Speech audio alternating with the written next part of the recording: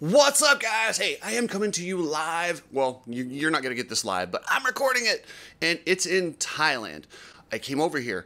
Mark Savage has a world record attempt where he's going to ride the longest distance on a motocross track in 24 hours. Unfortunately, it got rained out, and I see a lot of you guys giving him crap. When it comes to long distance records like this, you have to keep it at a certain speed. And I will attest, that dirt inside where they were going to do it at Sam's Canyon, when it's wet, it's nasty. So I don't know what Mark's going to do. And I heard a lot of people going, wow, you went all the way over there and he didn't do the record. I'm a winner either way, man. I get to go to Thailand. I will say this, Mark and his wife Ruby have been amazing hosts. They're showing us around and just all the local stuff. I am recording this video inside today. I did a couple out by the pool, and I'm sorry, the heat's starting to get to me, guys. This 90+ degree heat with serious humidity every single day. And I did get to ride motocross yesterday. I'll talk about that at the end. But hey, thank you guys, the members. I really appreciate it. They're still going up.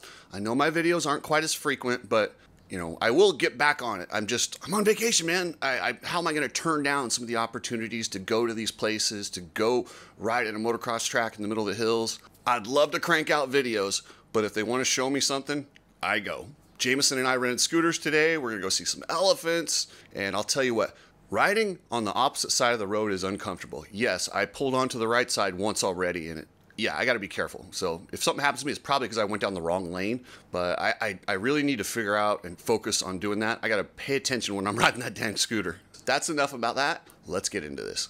You need people like me so you can point your fucking fingers and say, that's the bad guy. All right, guys, so you saw the headline. It said, you won't believe this. So there's a lot of people. Mark brought a bunch of people from all over the world here. There's a guy by the name of Per. Amazing guy, super funny, intelligent. It's crazy. We've had so many deep conversations about the world, politics, and he sees things a lot different than me, but we've found a common ground. I wish the world could do what we're doing, but man, in tribute to Per, he said, if you put this in your thumbnail, you'll get more views. So Per, this is for you. That's why I clickbaited it, so I'll put that one on Per. So they announced the donations team for the United States, and it does not include Haiden Deegan. And I don't have a problem with it. I know a lot of you diehards are gonna say, oh, he's gotta go represent his country. He's not a patriot. Well, he absolutely is a patriot, and this has nothing to do with it. I think it's more patriotic to stand up to an organization that exploits riders and their patriotism for profit every single year while returning nothing. There's nothing that the designations, what they do is they bring everybody over, sell a whole bunch of tickets, make a lump sum of money, and other than providing us with some really awesome entertainment for a couple days, what do they do with that money? Does it do anything to really help motorcyclists or grow the sport? Or is it just go into the promoters' pockets? So if a guy doesn't want to go to a race where they will not even cover the costs of, let's be honest, the USA, and I know, and I over here with all these people from these different countries, I understand. This is going to sound very arrogant, but if the USA does not go to this race, it loses its luster. You have to have the USA. That's just the way it is. We are, whether you love us or hate us, we are the team that everybody shows up to beat. Even if we're not the favorites, like we're the ones that they want to beat. So since we are that much of the show, why can't the AMA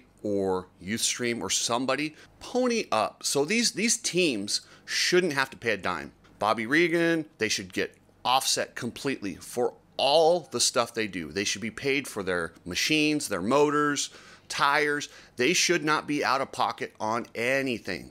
And until they can do that, I don't care. If anyone wants to skip that race, you go right ahead and do it.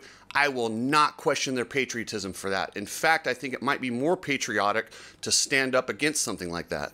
And now if you want to keep the same format and make these people pay their own way, and you want to have a true, Nations Cup or something similar to what the Olympics are, I'm okay with that. If you want to exploit them once every 2 years, once every 4 years, I still wish you'd take care of them, but I could live with it. Now, the fact that these greedy bastards are going to do it every single year, while giving nothing back, and the United States schedule is even longer now with 3 series. We've got the Supercross, we've got the Outdoor, and we have the SMX. These guys are tired. Their bodies are worn down. They need time to rest.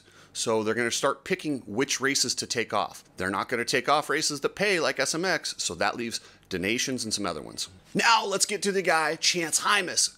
Congratulations. I think it's great that he's on the team. Like I said, I hold nothing against Deegan for not going. Good for you. And I love the fact that Chance Hymas has stepped up, and I think he's going to be right at home there. He's got all his American Honda teammates there. I would imagine Joe Schmoda will still be there. You know, he's recovering from the collarbone injury, but he's almost always there for Japan. Then you've got the Lawrence brothers and him. It's essentially the same team they have. They get to keep that whole family intact and just take him over the donations and see what he can do. He's got really good starts, incredible speed, and while he's not Haiden Deegan, he's not far off as far as what it does for the team. He could even have better results than Haiden would have. I don't know. Clearly, Hayden's the #1 pick, but Chance Hymas is not bad. That is a really, really solid pick, and I'm excited to see what he can do. I think we got a really good I think the USA has a really good shot to win this event. Are they the favorites? Absolutely not on paper. But this is a wild race where anything can happen. And if Chance Hymas catches fire like he's done already this year and wins or does something really crazy in one of those motos, that's all they need. They need one of those scores. Then they need Chase to do what Chase does and be first or second, and then Plessinger to be first or second. If they can do that, we're good. It's that time of year. Complete Racing Solutions. Coach Rob is taking resumes for his team. If you want to be on his team, this is the 15th year that he's made selections for his team. He takes 20 motocross riders and 20 off-road riders, and he picks them and helps them out with programs to further their careers. So use the link in the description and get your resume in between September 2nd and September 20th. Epic Garage Designs. Check out Epic Garage Designs. Travis Ogburn is a mad scientist when it comes to designing garages. He's a badass rider, and he also loves to make his vans.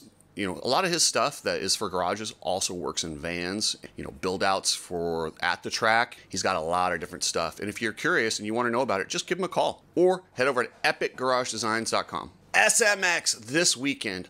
I love Super Duper. Not the name. Everything else about this series, I love. I love the tracks are true hybrid tracks. I mean, there are sections where if you choose to go with full Supercross suspension, you will be in a handful, like it's going to be hard to ride, and vice versa. There's always a rhythm section. And what's even more interesting is you don't really know what the track's going to look like until you show up, and it leaves these teams guessing. I know they have a lot more information than they did last year, but they're still kind of guessing, especially when they go to Vegas, because they don't know what Vegas is going to look like. They didn't go to that event last year. And I'm only going to touch on the 450s today. I'm going to do another one on the 250s, kind of a little, just a light preview. But we've got Jet Lawrence versus Chase Sexton. We've got the Supercross champion versus the outdoor champion. And it's wide open. And then you've got your wild cards. You got your Eli Tomac. You got your Jason Anderson. You got your Hunter Lawrence.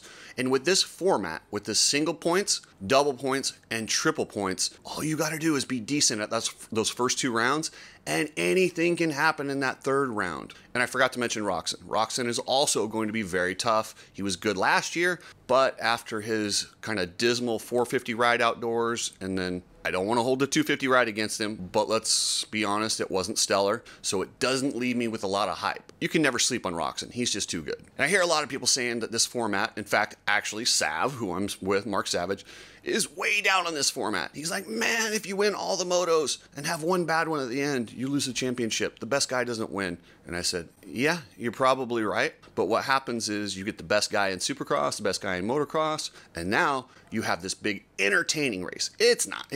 Luck has a lot to do with it. The best guy might not win, but that's what it makes it so much fun to watch, and that's part of the reason I like it. He's got, like I said, he's got a very valid point, but we've got boring racing like that all the time. This is something a little different. So let's give it a couple years and see how this plays out. And I think in the end, people are going to be really excited with this and how it ends up and how we have championship battles until the last moto in each class. Check out Ride Strapped. This is a goggle company that you should really get behind. They are good people, patriots. Chris has done so much for me. He stands up against, anything that he sees as wrong. It's a good company. So check out ridestrap.com. Precision Transport. These guys ship anywhere you want, and they have reasonable prices, customer service, and tracking. The Madden family are just good people.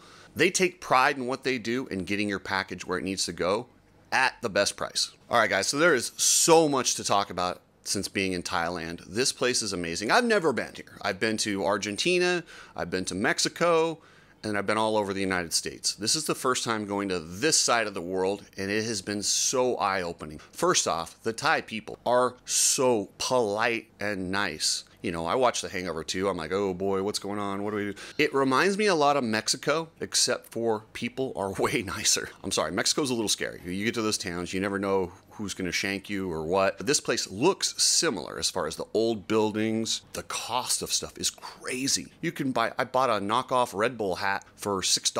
$6 for a hat. And that motocross track that we rode, oh, that is the Giles family. Brian Giles and Boeing Giles. Remember those two names. These two kids from Thailand are legit. I talked to their dad, Rick, one of the best guys I've ever met. He is so nice. He came down and picked up me and Jameson, took us all the way up to that track, which is 4 hours from where we're staying in Hua Hin. That was beautiful. I've never been to a facility. That looked like one of those, remember the Fox Dream On posters? That was what it looked like when we got there. I was not planning on riding. And for those of you that make fun of me and my riding, I'm 49 years old. I had knee replacement. I haven't ridden in almost 5 years. Screw you. I'm in Thailand and they offered me gear, so I jumped on the bike. The only reason I didn't wear a jersey, somebody was giving me crap about the jersey. Oh, you look unprofessional. Dude, I'm in Thailand. There's no way. That dirt was so soft I wasn't worried about it, first off. And the gentleman who loaned me the gear, thank you, Curtis, thank you for that. I didn't want to get it all sweaty because in this humidity, I dump sweat. So that's why I was wearing a t-shirt, because I didn't want to get his jersey sweaty. I was already riding his bike, wearing his boots and his pants. I was like, okay, well, at least I can leave him a clean jersey. But check out, I'm telling you, this Brian Giles kid, I was watching him out on the track, and he does the things that you don't normally see. He's taking these weird lines, kind of like hurlings, clipping braking bumps and angling towards. I'm telling you, remember the name Giles. They are going for it. Obviously, they're a long ways from being top in this sport, but there's so many people that ride motorcycles in Thailand. I will be shocked if somebody in Thailand doesn't jump behind them, because they can bring the whole country up. But like I say, I'll talk more about them later on. I got some better footage of them, and yeah, we'll go from there. I'm rambling, guys. I'm gonna get to dinner, and I will catch you later. Thank you so much to all the members, and I'm gonna try and get at least one more video out before SMX, but I will be traveling back to the United States, so I don't know what my schedule is gonna look like or how burnt out I'm gonna be. But I'm doing my best for you guys. Thanks.